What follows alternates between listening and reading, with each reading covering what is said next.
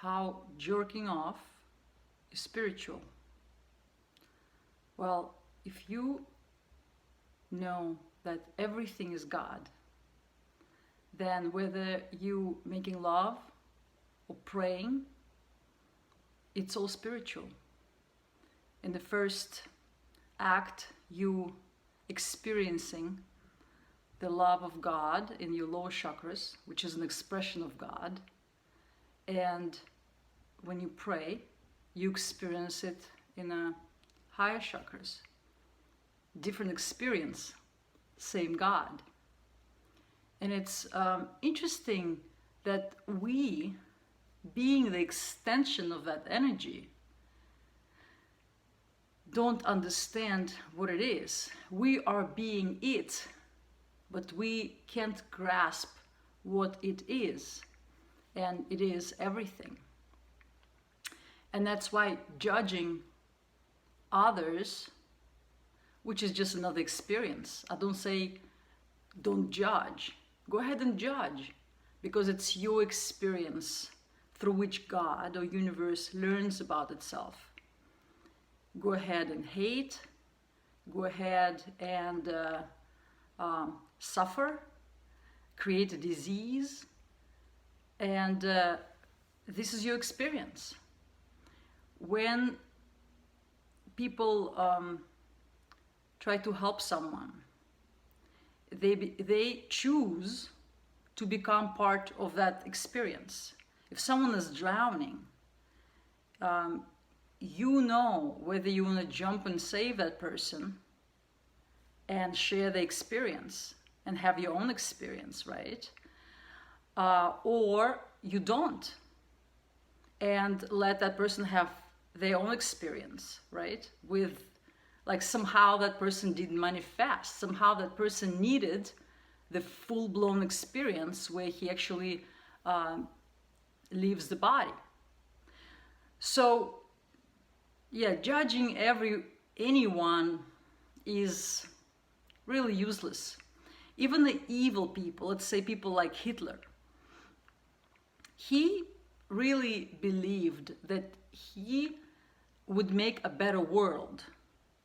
The world without Jews and communists, to him, was a better world. And this was his expression of love for the world. Because God is love, the love expresses itself in all sorts of interesting ways. So the world without Jews and communists, you know, some of you guys don't like communists here, so here we are. What's the difference between the vision of Hitler and the vision of any of those who don't like communists or Muslims? And I consider myself a communist and a Muslim because they both have one thing in common. They believe in oneness, in one God, one commune. Everyone is one, and everyone is for each other. So through the whole, the one is experienced, and through the one, the whole is experienced, basically. So I like that personally. So the expression of love, even a serial killer is expressing love for the victim. And the victim is asking in some weird way for that love to be given to him or her. It's the desire for connection. And because somehow that connection could not be established in a straightforward way, in a real open heart way, it finds its ways, the love of God through people finds its way to express itself in the most strange ways. Because our essence as gods is love.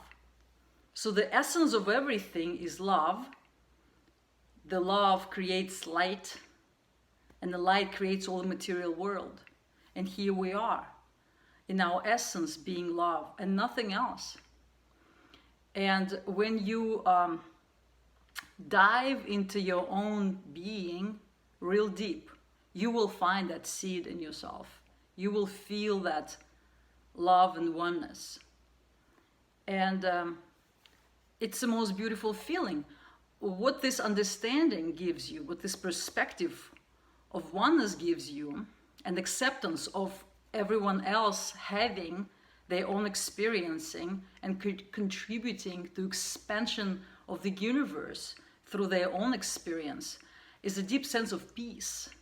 Because you understand that judging someone, arguing with someone is useless. You can only appreciate sharing their experience with you. And they do share it out of love. Even if you have a heated political debate about whether the Trump or the Bernie, who is the best, who should be voted for, that other person trying to convince you to take the position of their own position because they believe that this is the best for you.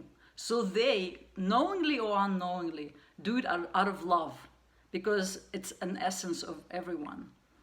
And even the most evil person who is starting a war on a planet is doing it for some like deeply good ideas. Like one government will be easier to, sort of like balance the whole planet, they think. And so the vision of that is unique to everyone. It's just your decision, it's your choice to participate in somebody else's vision. Like if you decide to be a soldier in somebody else's war, and the war ultimately is for resources and power, and they want the power because they think they're better, they can be better rulers. So it's your choice to participate in that. Or you can choose not to participate. So you have that freedom of choice. That's your God-given right. That's a law of universe. You choose whatever is right for you. So, but every choice will be right. Whether you make it out of your own essence, out of your core, out of your heart, or out of your fear. If you make it out of your fear, still it will be an experience through which you will learn about fear. One of my good friends, he was so afraid to die from heart attack, and sure enough, he died from heart attack. And when he died, I was so upset, I was crying. He came to me, he was like, no, I'm good. And I felt his essence, and he was not afraid anymore. He was genuinely happy. But he somehow needed that experience of fear. Through that experience, he learned so much about alternative medicine. Like he became a professor because he was trying to save his life by healing himself. And he became a master of energy work, of Qigong, and all those interesting practices. So this fear served him somehow, in a big way, actually. I have an interesting story to share with you about just being. Back in my 20s, I was going through some existential crisis, and I was walking through Central Park. I felt extremely depressed, and it's like just dark cloud. And I sat down on the strawberry fields. If you've ever been there, where Beatles used to play and gather, there are rocks, these ancient rocks of glaciers there, and it's surrounded by beautiful blossoming roses. It was in springtime. And I sat by this rose bush, just randomly, because I was tired, and I was just like asking myself, what am I to do in my life? And how am I to be, to express my true essence? And I was sitting there pondering the question, and I heard a voice, such a clear voice from the rose bush, and somehow I knew it was a goddess Aphrodite. Totally random. And she told me something that I will never forget. She said, just be like I am. So To find happiness and peace in life, there is no chasing after meanings. Just being what you already are, which is God, is all you need to do. Namaste.